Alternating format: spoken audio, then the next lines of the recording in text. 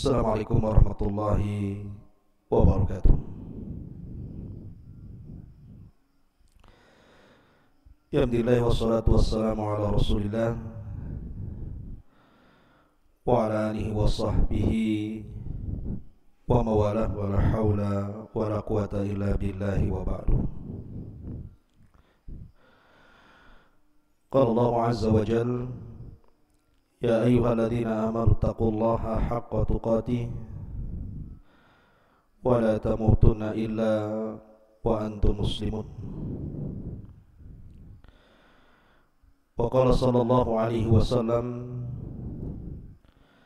Man salaka tariqan yaltamisu fihi ilma sahhalallahu bihi tariqan ilal jannah. Ma'asyiral muslimin yang dimuliakan Allah Subhanahu wa taala. Alhamdulillah, di malam hari ini kembali kita bisa bermuajah walaupun lewat media, dan kita masih membahas tentang silsilah duka di negeri Al-Quds, Palestina. Dan malam ini kita akan membahas tentang sejarah Palestina dan masuknya orang-orang Yahudi ke negeri Palestina. Ma'asyiral muslimin yang dimuliakan Allah Subhanahu. Sebelum saya jelaskan tentang sejarah Palestina dan masuknya orang-orang Yahudi ke Palestina, kita tahu bahwa Allah Subhanahu wa taala menggambarkan bahwa orang-orang Yahudi akan senantiasa berperang melawan kaum muslimin, dan itu sejak zaman Nabi sallallahu alaihi wasallam. Sehingga Allah Subhanahu wa taala katakan dalam surah Al-Maidah ayat 82, La tajidanna asyaddan nasi adawatan lilladzina amanu al-yahuda walladzina asyraku. Dan sungguh engkau akan mendapati manusia yang sangat keras permusuhannya terhadap orang-orang yang beriman. Merekalah orang-orang Yahudi dan orang-orang yang menyekutukan Allah Azza wa Jalla. Kenapa demikian? Karena Allah Subhanahu wa taala mengatakan dalam surah Al-Baqarah ayat 120, "Walan tarda ankal yahudu walan nasara hatta tattabi'a millatahum." Di mana orang-orang Yahudi dan Nasrani tidak akan redha kepadamu ya Muhammad sampai engkau mengikuti agama mereka. Ma'asyiral muslimin yang dimuliakan Allah Subhanahu wa taala, dikeluarkan oleh Ibnu Adi rahimahullahu taala ketika Nabi sallallahu alaihi wasallam masih bayi kala itu, kemudian diambil oleh salah satu dari ibu susu Nabi sallallahu alaihi wasallam, Halimah Sa'diyah. Dan kebiasaan orang Arab, biasanya kalau bayi-bayi itu maka akan disusukan di Badui, karena orang-orang Badui mereka masih fasih bahasanya, masih baik akhlaknya. Termasuk Nabi sallallahu alaihi wasallam disusukan di Bani Sa'idah oleh seorang wanita namanya Halimah Sa'diyah. Lah ketika Nabi sallallahu alaihi wasallam berada di pangkuan Halimah Sa'diyah, tiba-tiba lewat rombongan Yahudi, kemudian bertanya kepada Halimah Sa'diyah yang ketika itu menggendong Rasul yang masih bayi. Kata orang-orang Yahudi, ini bayi siapa? Karena Halimah Sa'diyah ketakutan, takut dengan kondisi Nabi SAW yang masih bayi kala itu, maka dia berbohong dan mengatakan, ini bayiku. Kemudian orang-orang Yahudi mengatakan, lalu siapa bapaknya? Maka Halimah Sa'diyah mengisyaratkan kepada suaminya dan mengatakan, itu bapaknya. Orang-orang Yahudi mengatakan, lau kana abuhu mayyit, kalau seandainya bapak bayi ini mati, sudah meninggal dunia, faqatalna, kami akan bunuh dia. Karena ada tanda-tanda kenabian kepada bayi ini. Lihat, Nabi SAW waktu bayi saja sudah mau dibunuh tuh. Masih dalam gendongan Halimah Sa'diyah oleh orang-orang Yahudi. Kemudian ketika Nabi SAW menginjak remaja, Nabi SAW di usia masih belasan tahun diajak oleh Abu Talib untuk belajar berdagang ke Syam. Allah takdirkan di Syam, di perbatasan Syam, berjumpa dengan Buhairah, seorang rahib, seorang padri dari padri-padri Nasrani. Kemudian kata Buhairah, sebaiknya ya Abu Talib, balik lagi kau ke Mekah. Jangan kau masuk dengan membawa anak ini. Sebab kalau seandainya orang-orang Yahudi Syam tahu tentang keberadaan anak ini yang merupakan calon akan jadi seorang nabi, faqataluh, mereka akan membunuhnya. Lihat, ini pengakuan Buhairah rahib. Bagaimana orang-orang Yahudi sudah mengincar Nabi SAW. Akhirnya Nabi SAW pun balik lagi ke Mekah dan tidak jadi belajar berdagang bersama Abu Talib. Kemudian ketika Nabi SAW diangkat menjadi Nabi dan Rasul, dan itu belum hijrah ke Madinah, orang-orang musyrik itu datang kepada orang-orang Yahudi Madinah dan mengatakan, bukankah kalian agama yang diturunkan kitab? Bagaimana menurut kalian, mana yang lebih berpetunjuk, kami atau dia? Maksudnya dia di sini Nabi SAW. Yahudi tahu Nabi SAW di atas kebenaran, tapi karena kebenciannya dia mengatakan, antum ahda minhu, kamu lebih berpetunjuk dibandingkan dia. Lihat bagaimana bencinya orang-orang Yahudi kepada Nabi SAW. Makanya ketika Nabi SAW sebelum hijrah dari Mekah ke Madinah, Nabi pernah diisrakan oleh Allah Azza wa Jal, kemudian dimi'rajkan. Mi'raj itu perjalanan Rasul dari Baitul Maqdis ke Sidratil Muntaha. Kemudian diperjumpakan dengan beberapa para nabi. Salah satu yang berjumpa dengan Rasul dalam perjalanan Mi'raj itu adalah Nabiullah Yahya dan juga Nabiullah Isa bin Maryam. Pertanyaannya, kenapa Rasul dipertemukan dengan dua nabi ini, Nabi Yahya dan juga Isa bin Maryam? Al-Hafidh Ibnu Hajar rahimahullahu ta'ala menyebutkan faedahnya bahwa ketika Nabi SAW berjumpa dengan Yahya dan juga Isa bin Maryam, seolah-olah Allah Subhanahu wa ta'ala ingin mengatakan kepada Rasul, sebagaimana kedua nabi ini dimusuhi orang-orang Yahudi, bahkan jelas-jelas Yahya bin Zakaria dibunuh, bahkan dipenggal kepalanya, kemudian dijadikan mahar bagi seorang wanita yang menikahi raja. Kemudian Isa pun dikepung oleh orang-orang Yahudi, kemudian diangkat ke langit. Maka perjalananmu hijrah dari Mekah ke Madinah pun tidak lepas daripada rongrongan orang-orang Yahudi. Jadi Nabi SAW sudah memberikan isyarat dalam peristiwa Mi'raj itu, sesampainya Rasul di Madinah maka akan berhadapan permusuhan dengan orang-orang Yahudi. Betul, sesampainya Nabi SAW di kota Madinah, apa yang terjadi? Karena di kota Madinah itu kan ada 3 kabilah besar Yahudi. Pertama Bani Qunaiqah, yang kedua Bani Nadir, yang ketiga Bani Quraidah. Tiga-tiganya memusuhi Nabi SAW sehingga Rasul memerangi mereka. Lihat bagaimana upaya pembunuhan. Bahkan ketika Nabi SAW hendak dibunuh dengan cara dilemparkan batu dari atas bukit oleh Bani Qunaiqah atau Bani Nadir.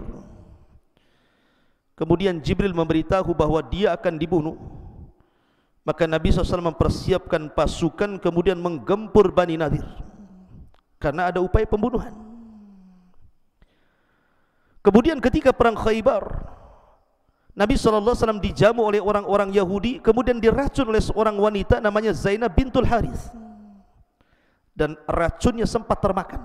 Dengan sebab itu Rasul sakit, dan sebab itu pula Nabi SAW meninggal dunia. Kemudian juga Labid ibn A'sam, seorang Yahudi dari Bani Zurek, berusaha menyihir Nabi SAW.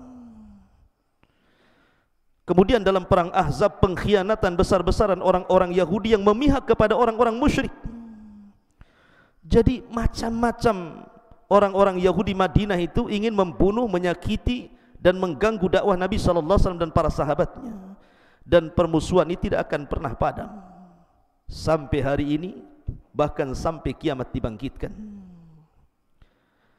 Kita kembali kepada sejarah Palestina. Lalu kenapa pula kemudian orang-orang Yahudi dari zaman ke zaman sampai hari ini terus menggempur Muslim Palestina? Setiap hari ada saja yang meninggal dunia, anak-anak, orang dewasa, wanita, orang tua. Perang yang tidak beraturan, perang yang tidak punya akhlak dan adab, perang yang didasari permusuhan yang luar biasa, yang tidak punya rahmat dalam hatinya. Ada apa sebenarnya? Kenapa orang-orang Yahudi itu ingin sekali memberantas dan memberhangus orang-orang Palestina dan ingin mencaplok negerinya? Sebenarnya kapan Yahudi masuk ke Palestina? Ma'asyiral muslimin yang dimuliakan Allah Subhanahu wa taala, apakah betul pengklaiman orang-orang Yahudi bahwa negeri Palestina itu adalah negeri kakek buyut mereka? Karena kakek buyut mereka adalah raja-raja, kemudian mereka ingin mengambil alih kembali.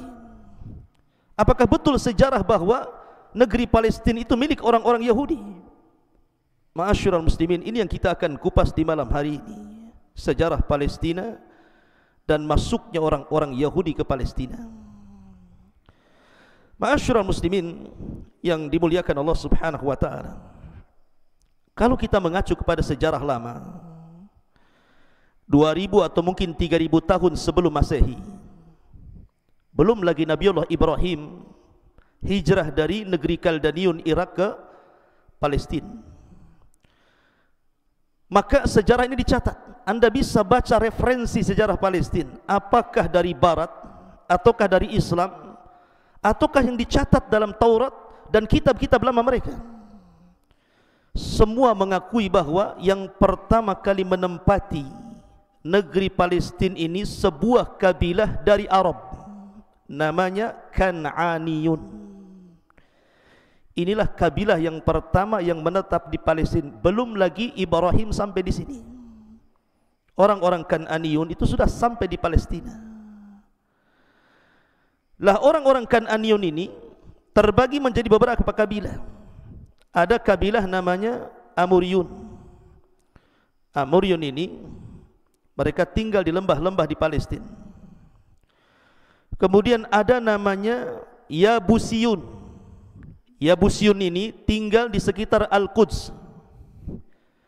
Jadi Al-Quds itu nama lain daripada Yabus. Orang-orangnya disebut Yabusiyun.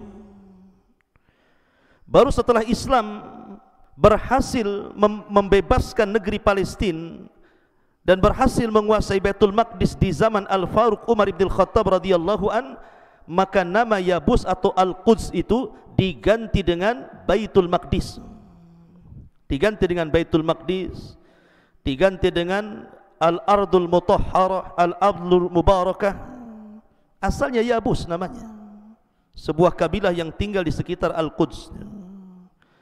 Adapun Kan'aniyun tinggal di kota pertama di dunia namanya Ariha. Jadi kota tertua di dunia itu namanya Ariha di Palestina. Belum ada kota di dunia kecuali satu, namanya Ariha. Ariha inilah yang diperangi oleh Yusha ibn Nun. Ketika Nabi Musa alaihi salatu wassalam membawa Bani Israel untuk mengambil alih Palestina lewat jalur Ariha, Bani Israel tidak mau. Takut melawan orang-orang Kan'aniyun yang ada di Ariha itu.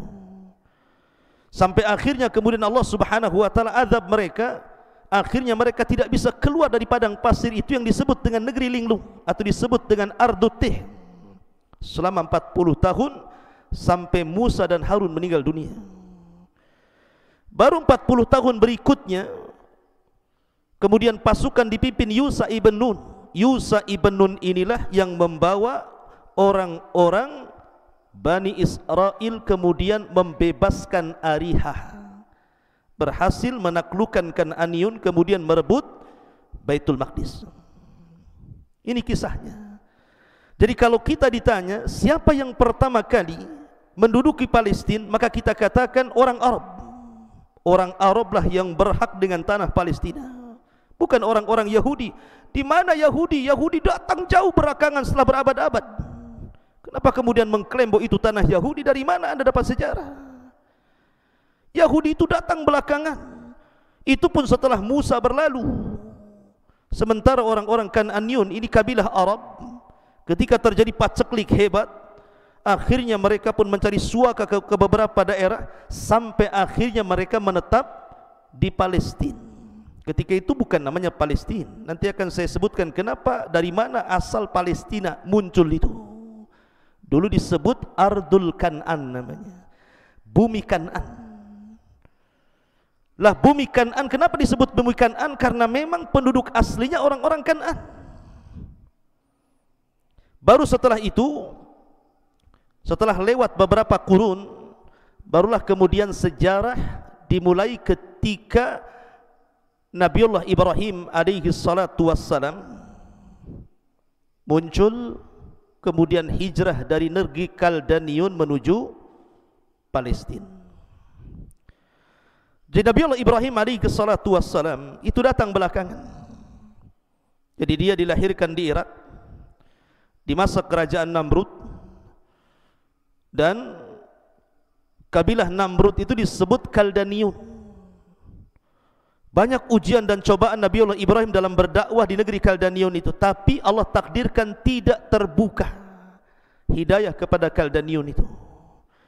Makanya Ibrahim kemudian hijrah bersama Lut alaihi salatu wassalam dari negeri Kaldaniun Irak menuju negeri Kanaan yang belakangan disebut Palestina. Lah orang-orang Kan'aniyun itu tidak punya agama. Mereka para penyembah berhala. Maka kemudian Nabi Ibrahim alaihi salatu wassalam menetap di negeri Kaldaniun ini, di negeri Kanaan. Dari sinilah kemudian dia menikah, kemudian punya anak namanya Ismail. Kemudian setelah itu disusul dengan Ishak, dan punya cucu namanya Yakub yang disebut dengan Israel. Dari sini muncul nama Israel. Karena Israel itu nisbat kepada Yakub ibn Ishak ibn Ibrahim. Ma'asyiral muslimin yang dimuliakan Allah Azza wa Jalla. Jadi sebelum Ibrahim hijrah, sudah ada manusia di Palestina itu. Namanya orang-orang Kan'aniyun, makanya negeri ini disebut Ardu Kan'an. Ma'asyiral muslimin yang dimuliakan Allah Azza wa Jalla. Baru setelah kemudian Ibrahim meninggal dunia, masuklah era Nabi Allah Yakub. Nabi Yakub alaihi salatu wassalam tinggal di negeri Kan'an ini asalnya. Kemudian dia memiliki 3 istri yang 2 sah dan 2 budak. Dari 4 wanita ini lahir keturunannya 12. Lah dari 12 ini ada yang menjadi nabi namanya Yusuf alaihi salatu wassalam, dan Binyamin yang satu ibu satu bapa. Yang lainnya lain ibu tapi satu bapa. Lah salah satunya turunan Yakub itu yang jadi nabi adalah Yusuf alaihi salatu wassalam. Anda tahu kisah Yusuf dizalimi oleh saudara-saudaranya, akhirnya hijrah ke Mesir. Setelah Nabi Yusuf kemudian tinggal di Mesir, singkat cerita akhirnya dia jadi bendahara Mesir dengan berbagai macam cobaan dan ujian. Lah dari sini akhirnya diboyonglah seluruh keluarga Nabi Yakub oleh Nabi Yusuf ke Mesir. di zaman Fir'aun yang bukan Fir'aun di zaman Nabi Musa. Maka mereka hidup beranak pinak di Mesir, sehingga turunan dari 12 putra Yakub disebut Bani Israel. Jadi Bani Israel berkembang di Mesir, bukan di Palestina. Lah ketika Nabi Yusuf alaihi salatu wassalam masih tinggal di Mesir, mereka dihormati, diberikan fasilitas, diberikan daerah, diberikan rumah sampai beranak pinak. Tapi ketika Nabi Yusuf meninggal dunia, mulailah Fir'aun berikutnya datang, kemudian memperbudak Bani Israel sampai masuk era Nabi Musa alaihi salatu wassalam. Baru Musa lah yang membawa Bani Israel dari Mesir menuju Palestina. Lalu dari mana munculnya kalimat Palestina ini? Kenapa kemudian muncul Palestina padahal namanya Ardu Kan'an? Ma'asyiral muslimin yang dimuliakan Allah Azza wa Jalla,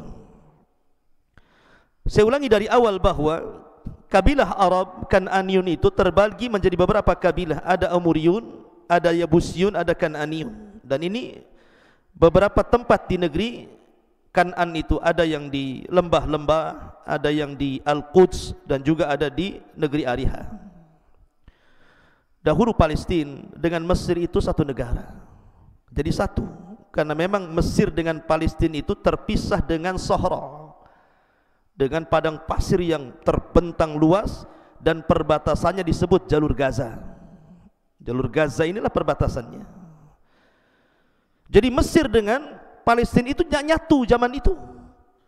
Makanya ketika terjadi paceklik di zaman Nabi Yusuf alaihi salatu wassalam, banyak orang-orang yang tinggal di Palestina, mereka datang ke Mesir untuk mengganti barang-barang berharga mereka dengan makanan.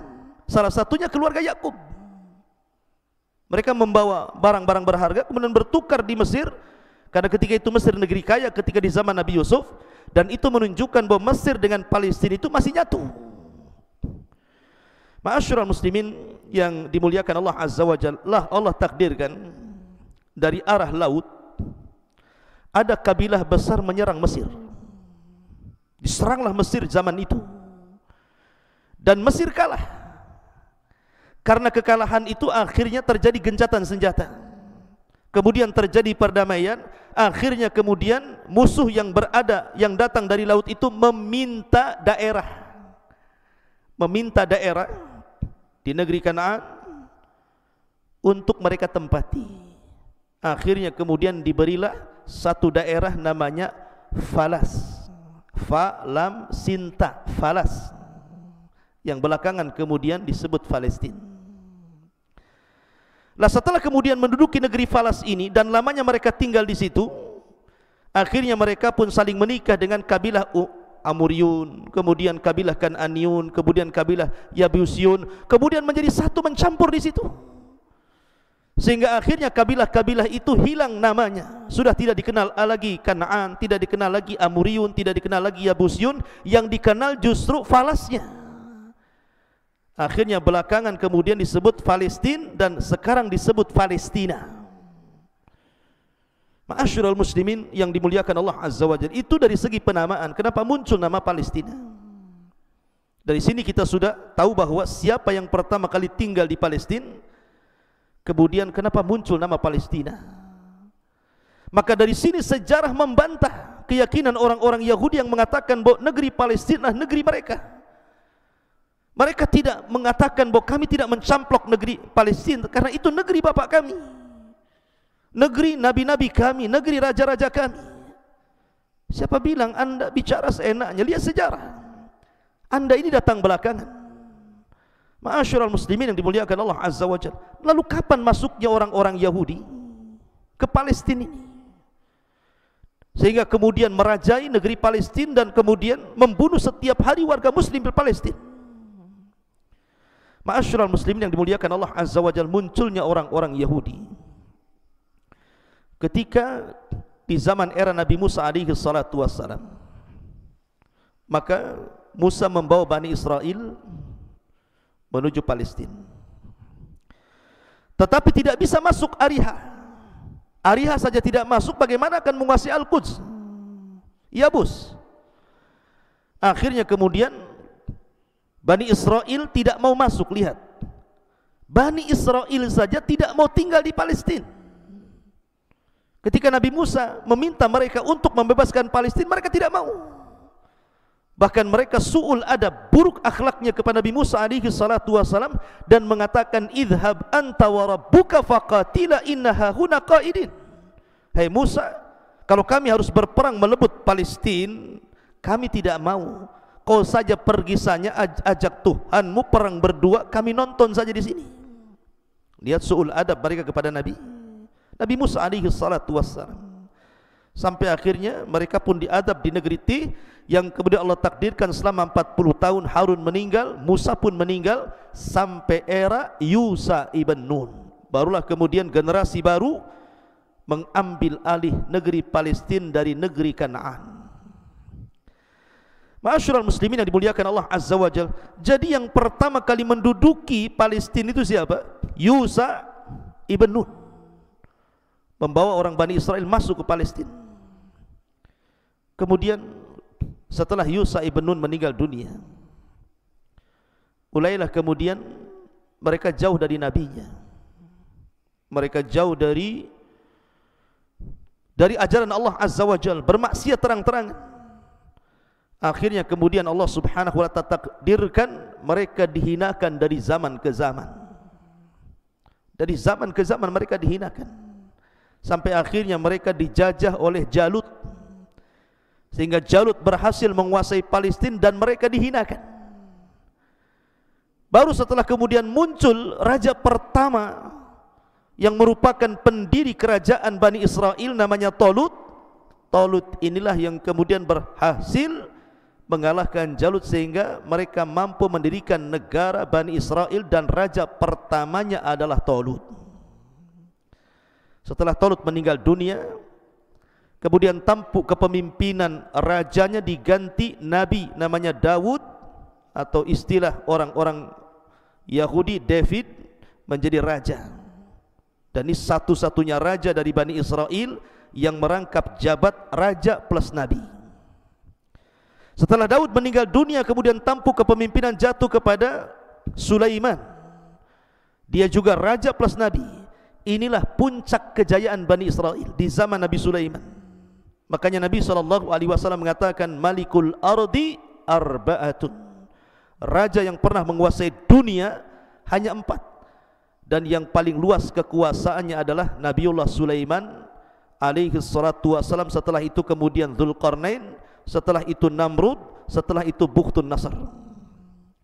Ma'asyiral muslimin yang dimuliakan Allah Azza wa Jalla. Akan tetapi setelah Nabi Sulaiman meninggal dunia, maka Bani Israel mulai melemah.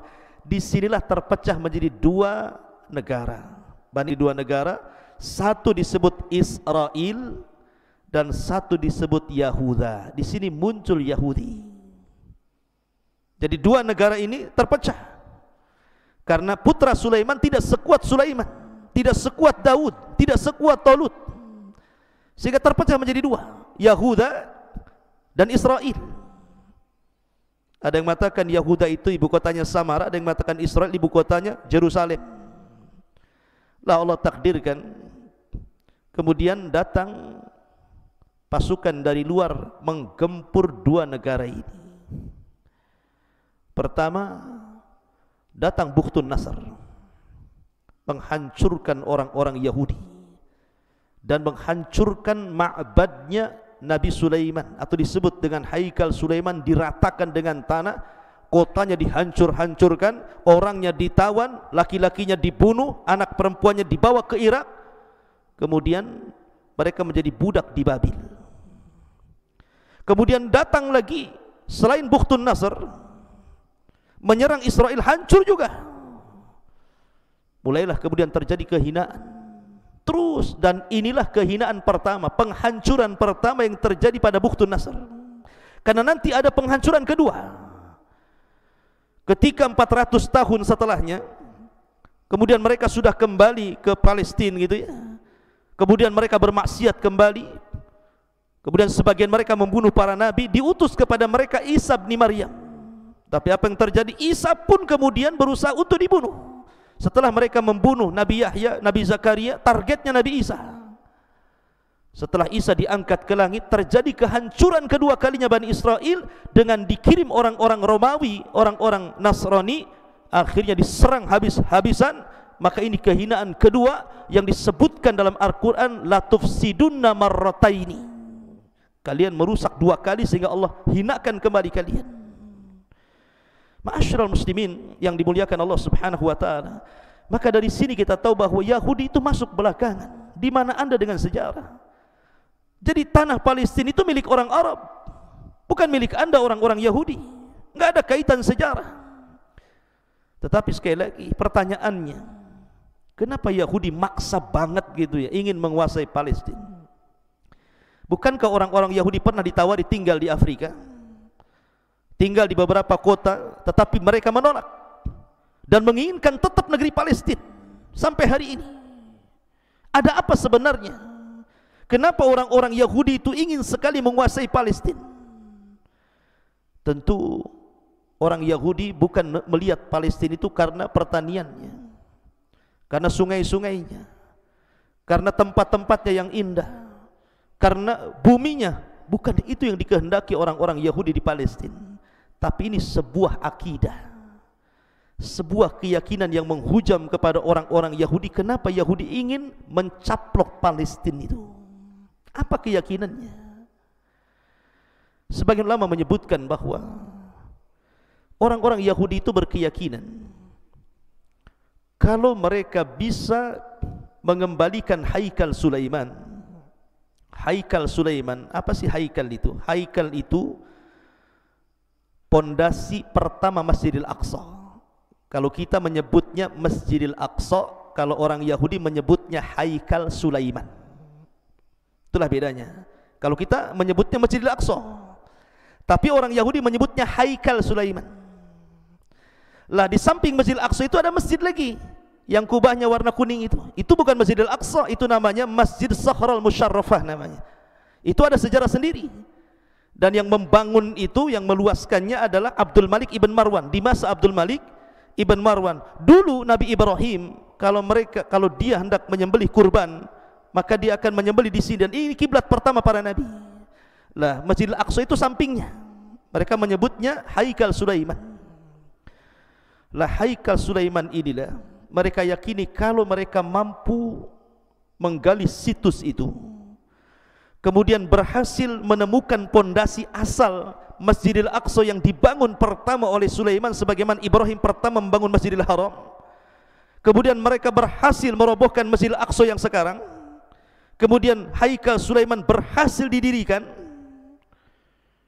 Maka mereka berkeyakinan akan datang Meteus, akan datang pelindung dan penolong mereka. Itu keyakinannya. Makanya sampai hari ini kita lihat orang-orang Israel berusaha melubangi dasarnya Masjidil Aqsa itu. Masjidil Aqsa itu sudah lubang, banyak terowongan ke arah barat, timur dan selatan.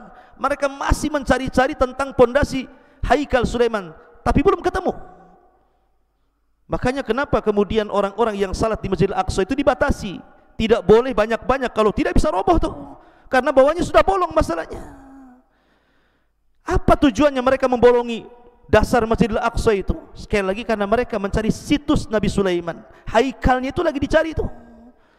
Kalau mereka sudah mendapatkan pondasi Haikal Sulaiman, kemudian mereka akan membangunnya dan akan merobohkan Masjidil Aqsa. Mereka punya keyakinan bahwa akan muncul kepada mereka Meteus, orang yang akan menguasai dunia. Pemimpin mereka akan muncul. Mungkin kalau dalam Islam itu akan muncul Imam Mahdi. Imam Mahdinya orang-orang Yahudi. Kalau Haikal itu berhasil didirikan. Lah ini pula yang kemudian menjadikan orang-orang Nasrani hari ini menolong orang-orang Yahudi untuk memerangi orang Islam. Lalu apa kaitannya? Kenapa orang-orang Nasrani menolong orang-orang Yahudi dengan menyaplai senjata, menyaplai macam-macam, yang penting memerangi orang Palestina? Bukankah yang punya kepentingan orang-orang Yahudi mencari Haikal Sulaiman? Kenapa pula orang-orang Nasrani kemudian sibuk-sibuk membantu orang Yahudi? Contohnya Amerika umpamanya. Lihat hari ini Saya dengar di berita, wallahu alam, katanya Amerika menyuplai senjata ke Israel untuk membombardir Palestina, sampai Presiden Turki kemudian ikut komentar mengecam Presiden Amerika hari ini. Wallahu alam, maka berita ini hoax ataukah benar, saya hanya melihat di YouTube saja. Tetapi kalau kita melihat kilas sejarah, kenapa orang Nasrani ikut membantu orang Yahudi? Karena orang Nasrani pun punya keyakinan masalahnya. Kalau seandainya Haikal Sulaiman itu didirikan orang Yahudi, kemudian Mahdinya Yahudi muncul, Metiusnya Yahudi muncul, di situ Isa bin Maryam akan turun. Dan orang Nasrani meyakini ketika Isa turun, maka Isa akan memimpin orang Nasrani untuk menggempur Muslim dan Yahudi dan akan menguasai dunia. Tapi orang Yahudi tidak. Akan muncul penolong bagi mereka setelah terbangunnya Haikal, kemudian akan menguasai dunia dengan munculnya Al-Mahdi yang mereka tunggu-tunggu. Maka Islam pun sama.